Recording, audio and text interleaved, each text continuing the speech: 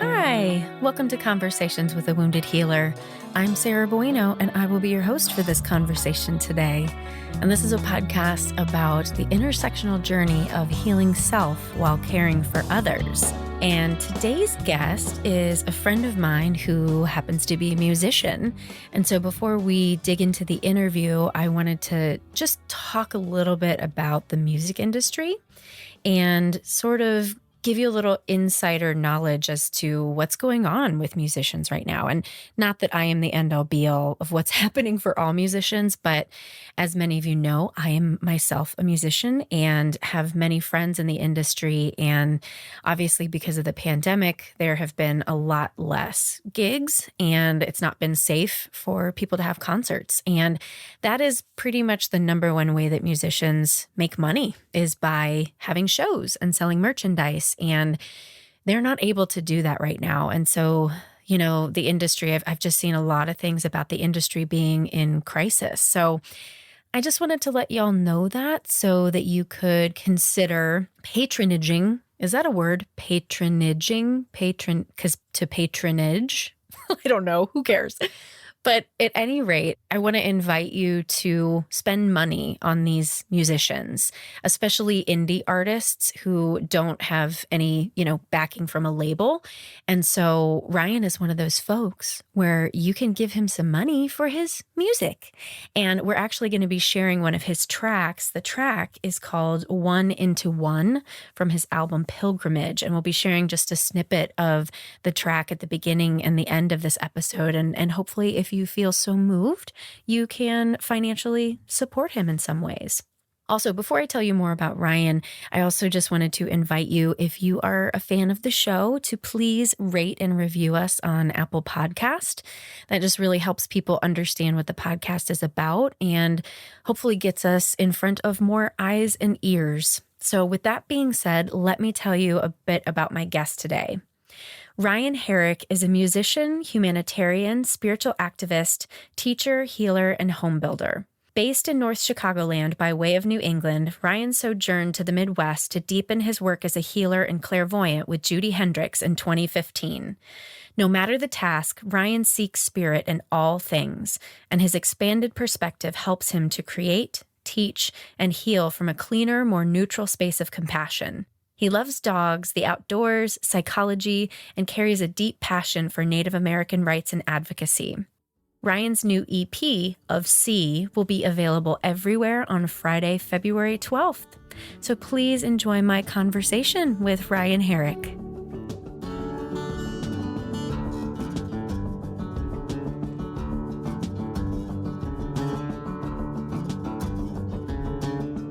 Hello, Ryan. How are you? I'm good, Sarah. How are you? I'm good. Welcome to Conversations with a Wounded Healer. Thank you so much for having me. Yeah, I am really excited to talk to you. We've got a ton of stuff we can dig into today. We do. Yeah. Well, why don't we start with you telling people more about who you are and all the wonderful things you do? All right. Well, my name's Ryan Herrick, and I am...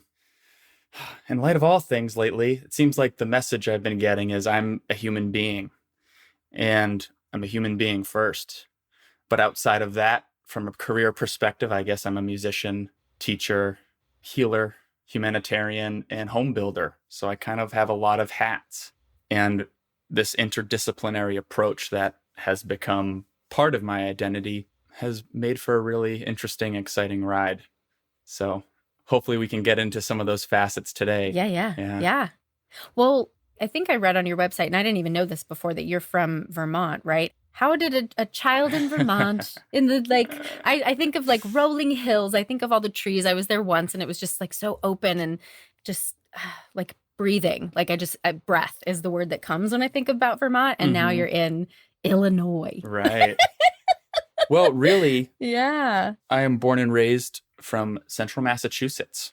Oh, Massachusetts. Yeah. Oh, well, I fucked that shit up, didn't I? No, it's all good. That's in my bio. Because in Vermont is where I kind of stepped into my spirituality. Aha. And it was during my college years. So I was going to school up in Montpelier, Vermont. And it was new and exciting. I mean, you're in the mountains around nature. And so that has a very big place in my heart. I mean, New England in general, I mean, that's home. Mm-hmm. But It's a very long story, so I hope you're ready. Yeah, bring it. Between all the Cancer and Scorpio in my chart, I am like such a deep-seated, really big family man. I come from like a really tight-knit family. And that's actually where a lot of my trauma comes from. Not that I had any major events in my life. I just feel as though when you're growing up in childhood, children can't give consent in the same way that adults can. And so we're all handed with situations where we're kids and we're thrust in kind of more adult situations, and there's so much gray area and trauma happens. Sometimes really big learning lessons happen. Sometimes you can take certain events in your life, like a divorce from your parents or something. Yeah. Sometimes you can take that and handle it in a quote unquote mature way from an adult perspective, but other times you can't. But anyway, I come from a really tight-knit family, and I just had this kind of spiritual awakening in college and realized that I needed to get away. Not because I had any problems with individual family members, it was more of like the process of differentiation. Yeah. I was so enmeshed with my mother and trying to prove to my father that I couldn't balance the identity that was blooming and also be who they needed me to be. Okay, we're going to go back to that. Yeah. Remind me. Yeah. Yeah. So that was kind of the kindling for the physical departure, which was while I was going to school in Western Mass, tiny little school called Hampshire College. I found an opportunity to go out to the Pine Ridge Indian Reservation in South Dakota. And while I was out there, I met one of my best friends now, and she is my mentor. Her name's Judy Hendricks. She's a meditation teacher. She's my shaman. She's a tremendous healer. But we met while working on an all-natural home build for a family that lived out on the Pine Ridge Indian Reservation, which, for those of you who don't know, Pine Ridge is one of the most economically depressed and challenged areas in the States, and it happens to be on an Indian reservation. So there's a lot of intense socio-political issues, and also historical subjugation of tribes comes up. I mean, that's Lakota country. So, if you've seen Dances with Wolves, or, you've heard of the Black Hills, that's kind of the area we're talking about. But anyway, we met while building this house for a Lakota family. And from there, we stayed in touch. I finished up and got my degree, and I was performing on stages in the Worcester area, which is central Massachusetts. And I just felt like things started getting stale, and I was dealing with these differentiation issues from my family of origin. And I decided, well, you know what? Judy's out in Illinois. She's right close to Chicago. So I'm going to move out there and pursue music a little more seriously and deepen my spiritual work.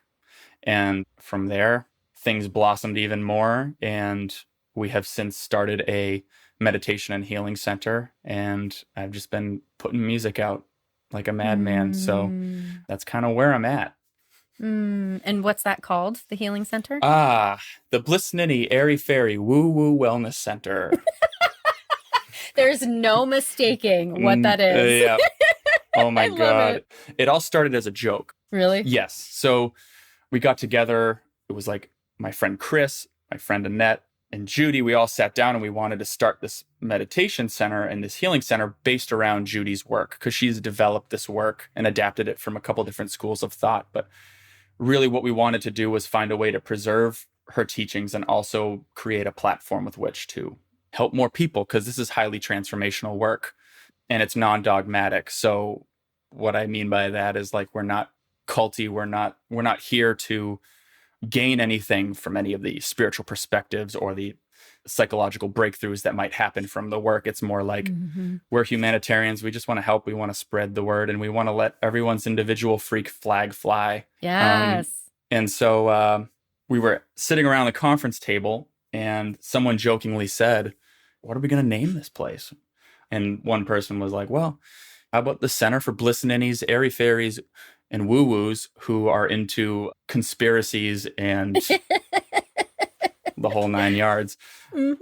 And since I'm the one guy, all of the women loved it. They broke out laughing, and they're like, "We have to do it." And I'm like, well, you know what? I'm the odd man out on this one. I'll have to, I'll have to do my mental processes to get beyond it, because in this like kind of spiritual field of psychospiritual work, you tend to see a lot of like really light and like airy businesses, or really like intense, deep, dark, and mystical. It's like Mm-hmm. trident Yeah. spirituality or something, And our work is really none of that. It's really based in compassion and just being able to kind of laugh at yourself at the end of the day and take things a little more lightly, finding amusement with yourself and Mm-hmm. the lessons that you're going through. I find really adds that extra dimension of, if you can like not take yourself so seriously, just a little bit, if you can loosen that grasp, maybe just a touch, you can kind of find a deeper, more deep-seated, a more meaningful way to release some of the issues that you're Right. clinging on to. And feel free to rein me in, because I tend to really like to talk about the idealistic aspects of the work and not Mm-hmm. pull in as much anecdotal. So feel free to kind of Oh, yeah, yeah. say, what do you mean by that? Yeah. Well, it's funny. I've been lately struggling for words, and I think it's part of my spiritual transformation, like what's happening astrologically. And a lot of planets are moving into Aquarius, which is more heady, right? It's Mhm. air, and there is this great transformation that's happening. And I feel like sometimes it's beyond language. So it's hard to put these things into words. I Mhm. relate. Mhm. As therapists slash healers, we are often the perceiver and the perceived.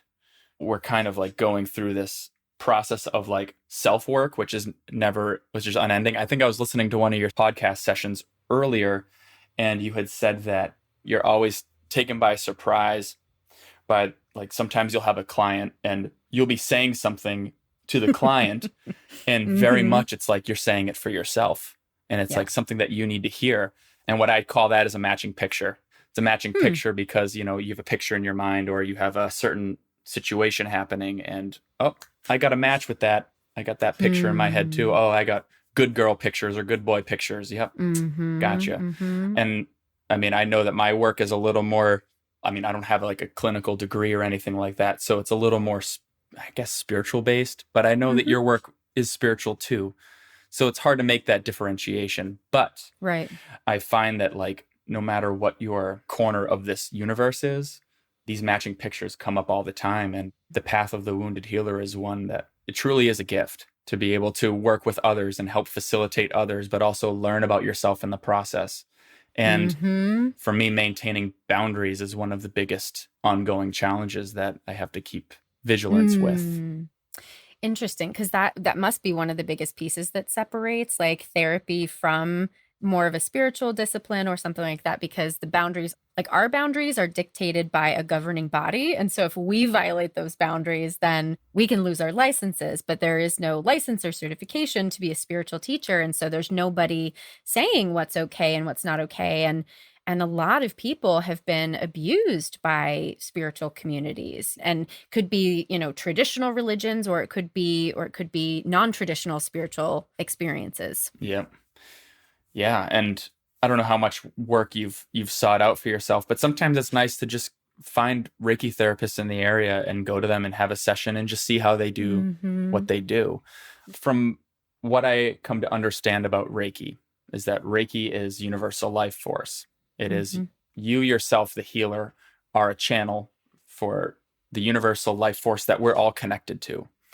And, this is where it might get airy-fairy for some people, but more or less an attunement process is where these Reiki symbols are kind of etched into your aura, and you are kind of able to be a more efficient channel for healing and creative and spiritual energies.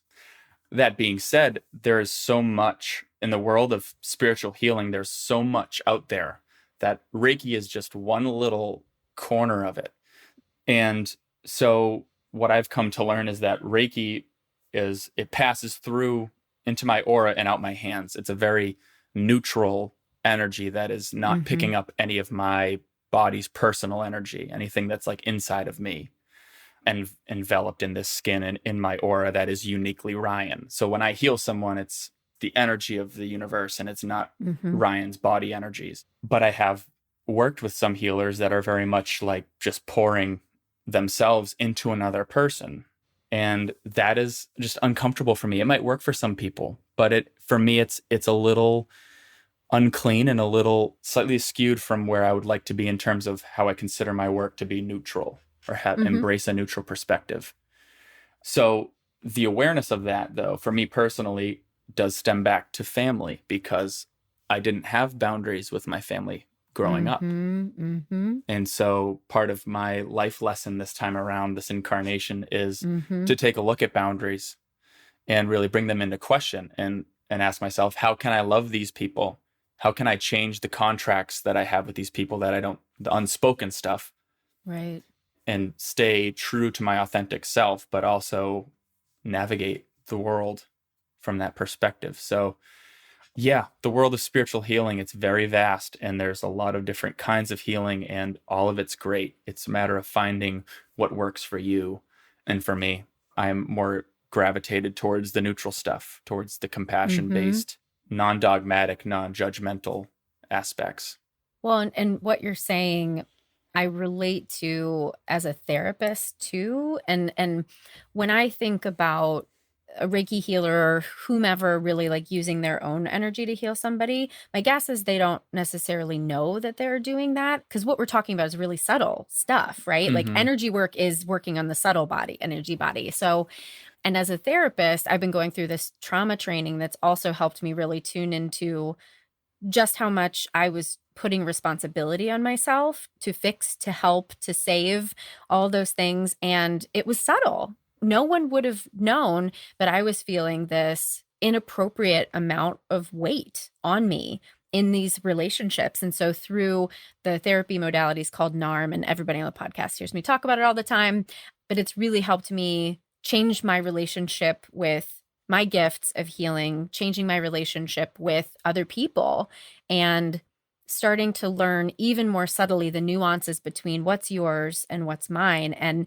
I also, talk about matching pictures. I really relate to that same experience of needing to be separated. And for me, I think I needed to be separated by my parents' death for me to really, truly be able to differentiate and step into my authenticity. And even though they're dead, I still internally have this thing that kind of pulls me back sometimes. Is like, whoa, don't get too big. Don't put, all of your power out there. That's too much. You're going to upset somebody with that. And it's like, they're fucking dead. Like, come on. Yeah. Like, nobody's saying this to me anymore, but it's what we internalize based on our upbringings. And it's not, I see you're just nodding your head. Totally. So I'm guessing you're right there with me. It's an ingrained rule. And I would say I come from a spiritual family, but I have a vernacular where I can't just sit and rap about the nature of reality with my dad or my mom or, other people in my close-knit family. And that on a level that really hurts me. It makes me sad because I feel like I'm misunderstood.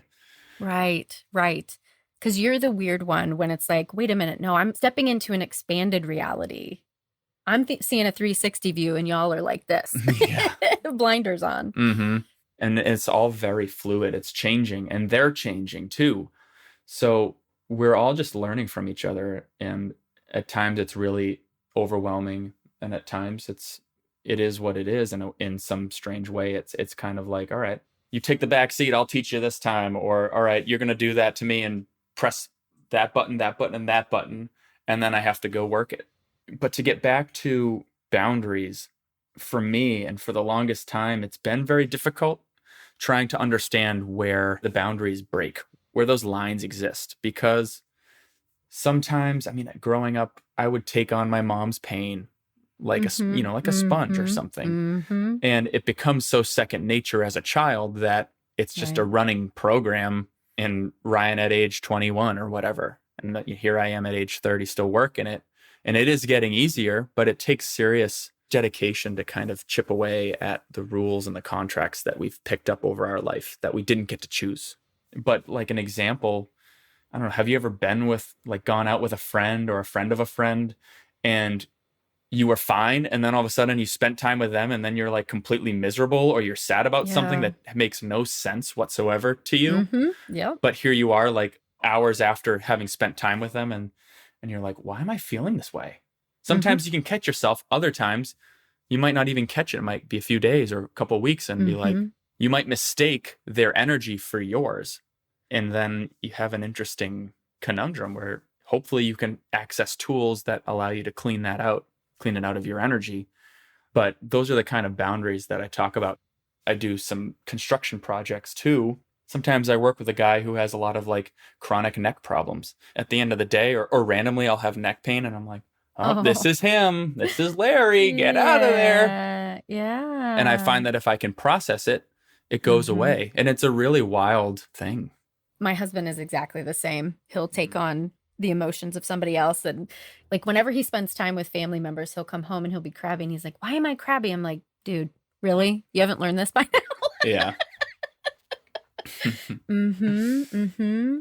Well, let's talk about music a little bit because you've released an album, which I listened to yesterday, and it's just so beautiful. I don't have a word for it. It was just beautiful. It was lovely. I was listening to it while I was working and found myself like drifting off with the music instead of paying attention to what I was doing, which I thought was great. So Cool. talk to us about the process of creating that album. Yeah. So this happened when the whole quarantine thing happened, like almost a year ago now, where everyone kind of got locked down. I had a guitar and I was just chilling, and I'm like, you know what? I don't really feel like getting in front of the camera and playing cover tunes.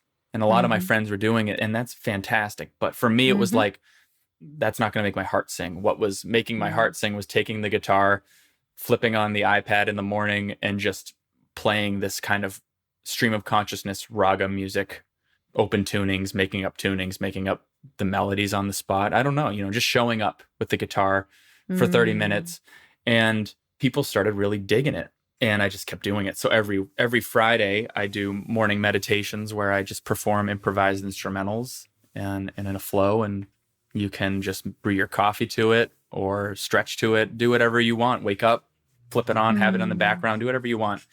But that became a practice. And not too long after that, a producer friend of mine got in touch, and he's like, I love what you're doing. He's like, I hear a lot of really Mm-hmm. cool aspects to it. Have you thought about coming down here to record this summer?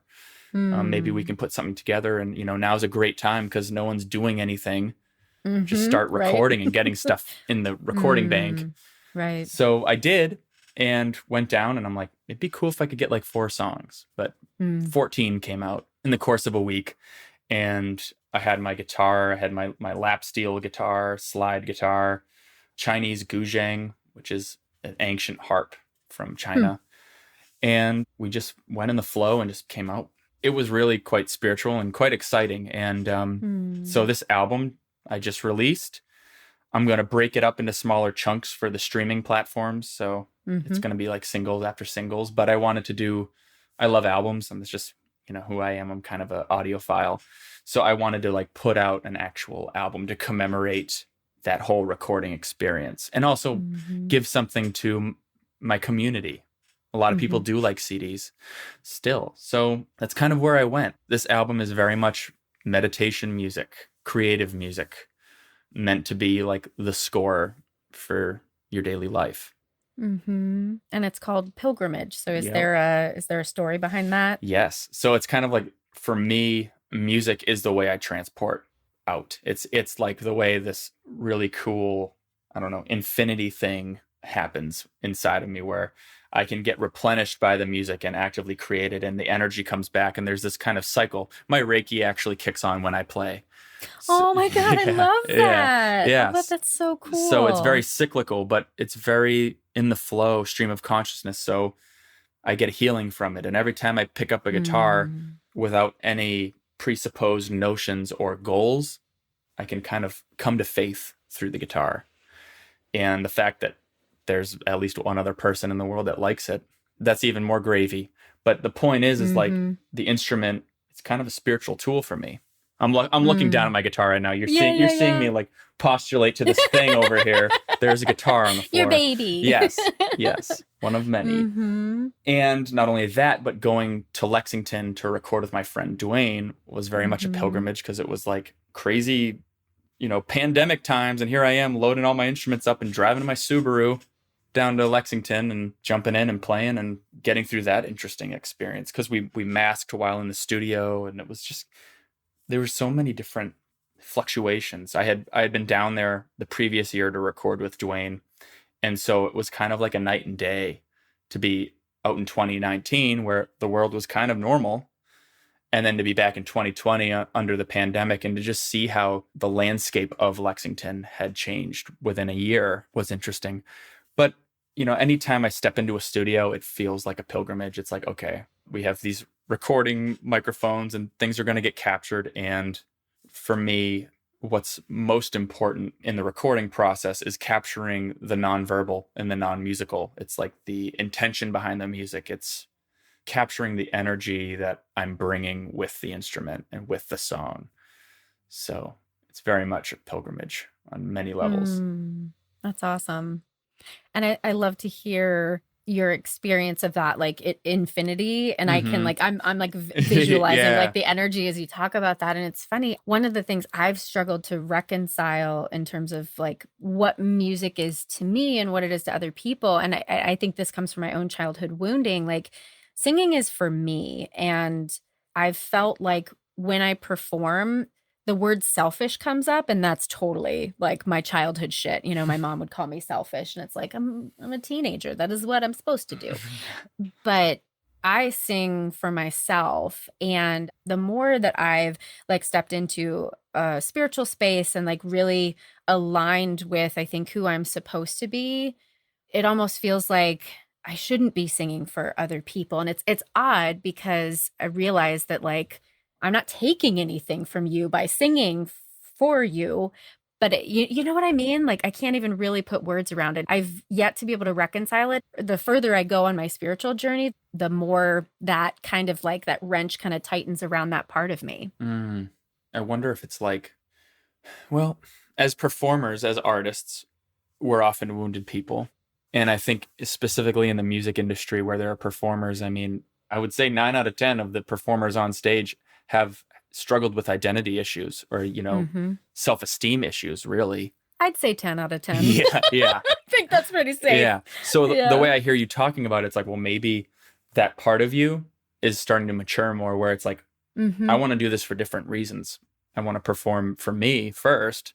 And if you dig it, cool.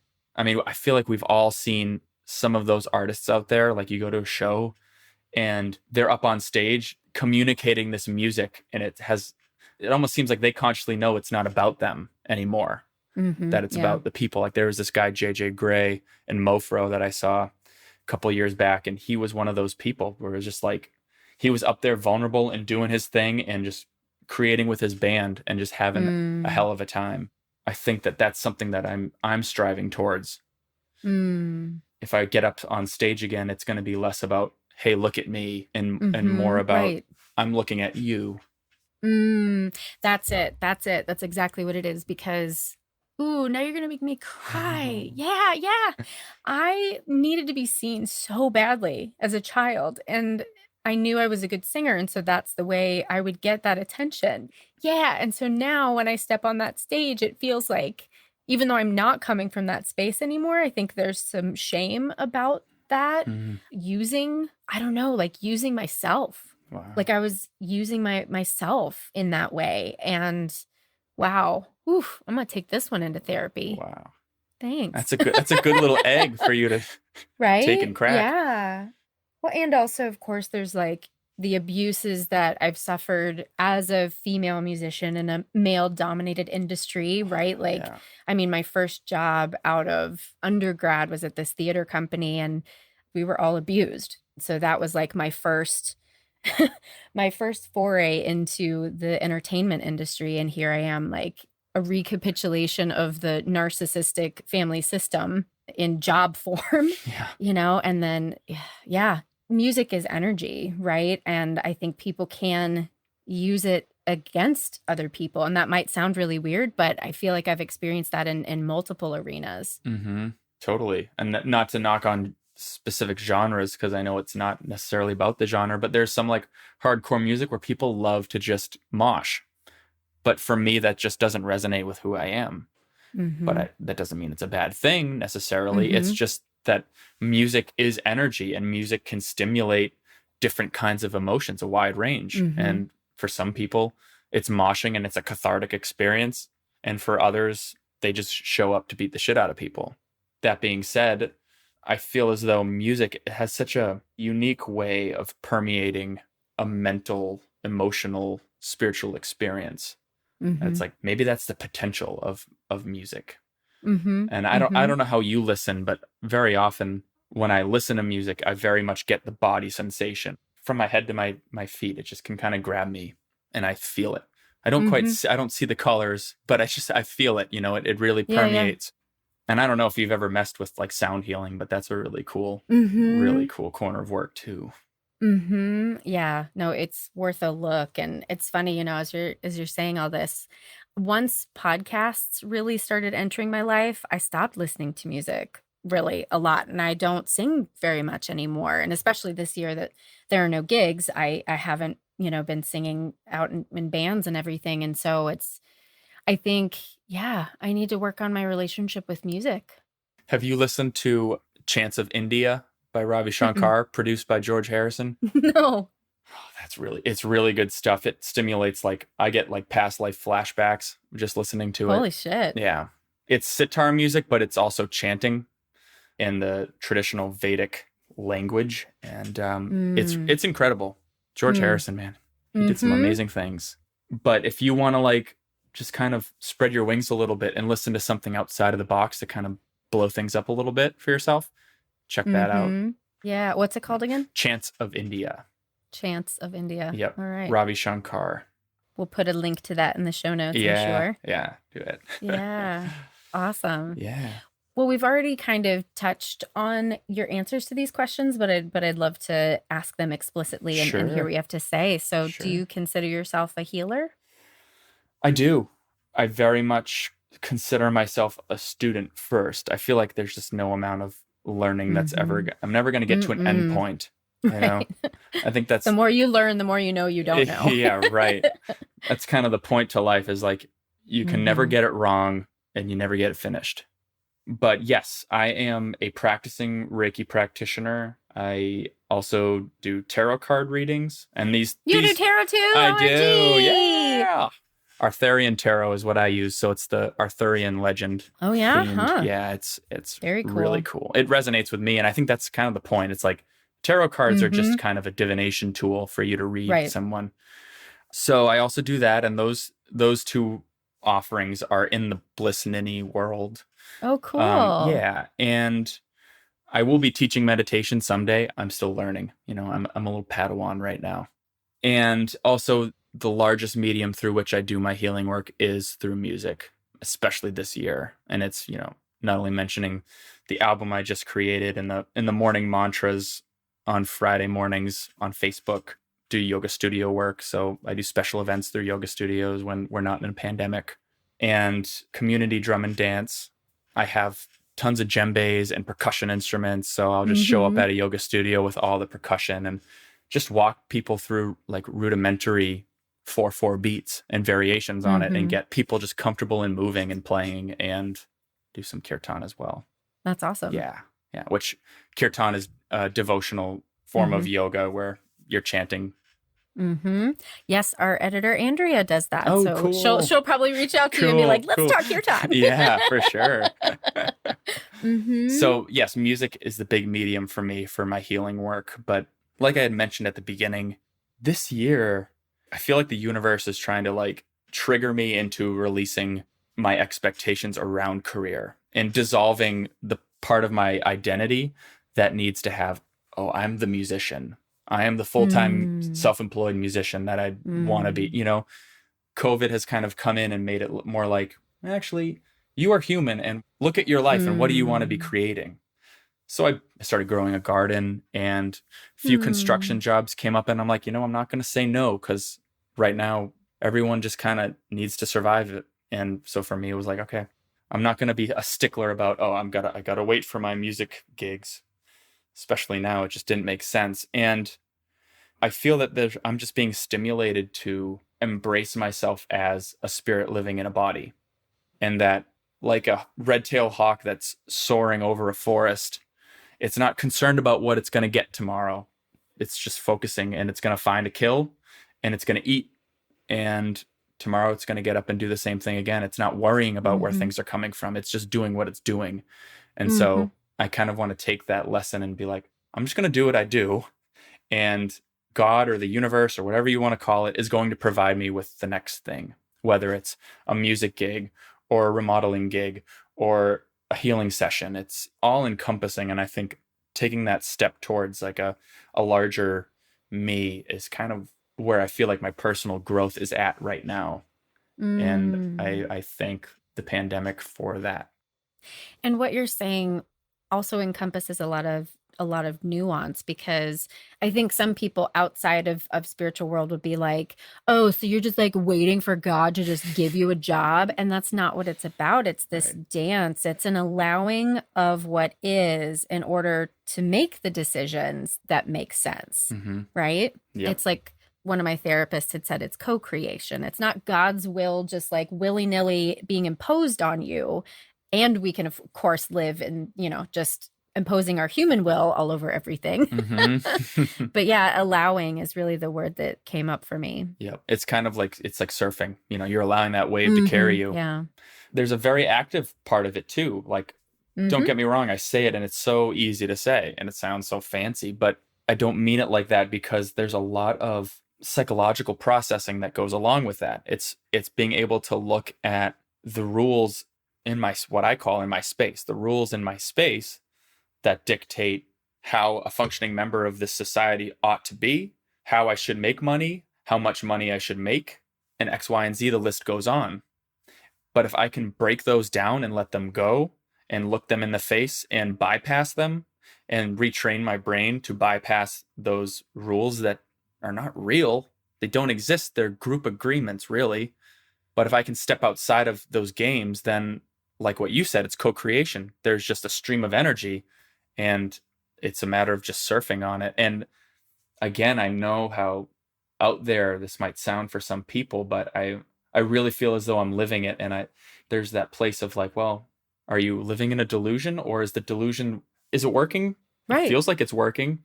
Right. I'm not causing harm to people and I'm authentically trying to be a better person. But here I am justifying and feeling like I need to justify something. So, right. And I'm guessing that is your trauma. Yeah, very much so. Yeah. Yeah.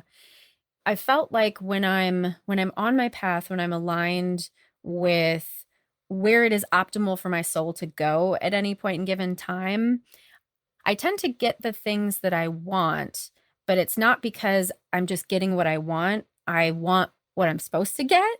Right. And so because I think about other times in my life where there's just been a lot of obstacles and barriers, it's because I wasn't aligned with what was really for me. And I needed those barriers. I needed those hurdles. I needed that to be part of the journey in order to arrive at the space that I am at today. Right. Like everything that I've ever gone through is because I'm supposed to be here right now, right in this moment. And I don't know if this ties in, but what you were saying kind of made me think of this, which is going through the Facebook ad world. I don't know if we've explored social media ads and stuff, but it's very addictive. And it's addictive, and it even has the likes and the hearts and all the little analytics and all those things. It's like gambling. It's like, it's structured to be like that. And the illusion that it brings is control. Oh, I can control through X amount of dollars that I can get in front of this many people and convert this and then get that and then get money and then be a better me. It's fucking capitalism. Fuck it. Yeah, I know. And I feel like what we're describing is that place of illusory control tied in with the American dream, and also just being free and open from it to be able to notice the world around you and let other opportunities fall into your lap without needing to struggle to get them. Right. Because the slippery slope is that sometimes if you struggle, but then you get what you wanted, then that reinforces you to continue struggling and trying to control. Yep. That's the pendulum that swings for me still too. Oh yeah, right. Especially, in a career like music, it's like, well, I have to be in front of so many people, right? I have to get people to buy my album to make money. I have to be able to tour and get people to come to the show in order to make money. Yeah. Yep. It's a very great learning lesson, and it's definitely encouraging me to rethink how I want to navigate through all of these different components right now. I mean, I could look at it and say it's ironic that I had a 2019 where it was like full-time musician, and then the pandemic hit and it asked me to rethink. It asked me to self-care. And for that reason, I mean, there's such a brighter side to it. I very easily could have been like, oh, woe is me. Like, oh, I just want to get back out there. I work so hard. Yeah. And, there's that whole line of victim mindset. And I was definitely... Yeah, because the pandemic happened to you. Right, exactly. Right. Please. Yeah, right. But again, this is just getting back to the lessons that the pandemic is bringing for me individually. And I know that everyone... There's just so many lessons and so many, incredible stories and sad stories that are happening. I don't want to get locked in comparing. I can really only speak to myself and what it's teaching me right now, which is, detachment. Yeah. Well, before we end, I need to at least ask you, do you consider yourself a wounded healer? For sure. And I love the Carl Jung reference. Very early on, I was reading some Carl Jung. I resonate also with the fact that we find our own healing through our wounds. And I think that the other aspect of being a wounded healer is like that initial wound in some way stimulates you to want to be a healer. And as you process your own trauma and as you get through your own shit, you are able to relate to more people through that. Yeah. And so, yes, I'm certainly a wounded healer too. Well, before we go, is there anything that we didn't talk about that you really want to make sure to share with folks today? No, but I guess I'll just say it so it's kind of in one special place. If you like acoustic guitar or lap steel, pedal steel music, tune in every Friday at 8:30 in the morning Central Time in the United States. And I just play improvised music and you can meditate to it or do whatever it is you do to it. And that is very much my spiritual hello, my gift to you and the world. And if you're interested in learning more about the spiritual work I do and the type of meditation that I promote through Bliss Ninny Airy Fairy Woo Woo Wellness Center, please check it out at blissninnywellness.com. And of course, we're on social media, so stick around. I believe every Sunday we do a live meditation from our Facebook page at Bliss Ninny Wellness. So if you'd like to get a taste for Judy and the meditation work she brings, check it out. So lovely. Well, it's so great. It's interesting that I've known you for several years, but we've never gotten to really drop into a deep conversation like this. And I'm just really, really appreciating it. Yeah. Thank you for having this platform and for having me. Thank you.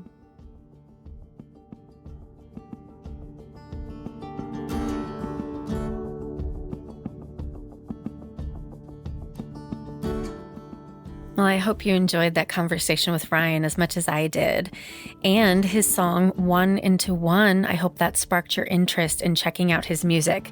And don't forget, his new EP of C will be available on Friday, February 12th. Thanks as always to Andrea Klunder in the Creative Imposter Studios for editing, to Liam O'Donnell for the album art, and to Ben Mueller for our theme music. Until next time, bye-bye.